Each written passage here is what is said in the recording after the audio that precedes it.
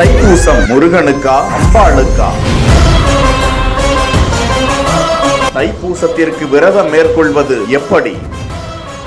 உலக தமிழர்களால் தைப்பூச விழா கோலாகலமாக கொண்டாடப்படும் வேளையில் தைப்பூசம் என்றாலே முருகப்பெருமானுக்கு உரியது என்றுதான் அனைவராலும் நம்பப்படுகிறது. முருக ஸ்தலங்களை நோக்கி பக்தர்கள் சாறை சாறையாக காவடி எடுத்து பாத யாத்திரையாகவும் அலகு குத்தியும் தீ மிதித்தும் வழிபாடு செய்து கொண்டிருக்கிறார்கள். முக்கியமாக தைப்பூசத்திற்கு பழனி மலையை நோக்கி பக்தர்கள் படையெடுத்த வண்ணம் இருக்கிறார்கள். தைப்பூசம் கொண்டாடப்படுவது எதற்கு?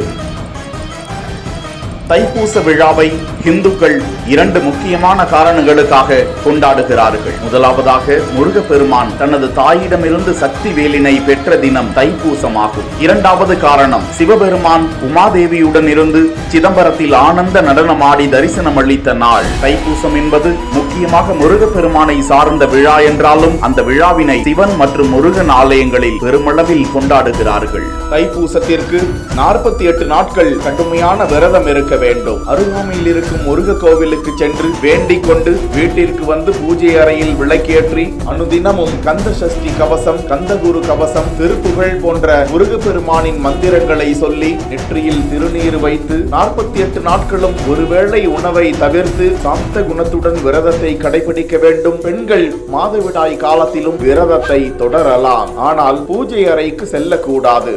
இப்படியாக விரத முறையை கடைபிடிக்க வேண்டும் என்றும் அது குறித்த தகவல்கள் கூறுகின்றன.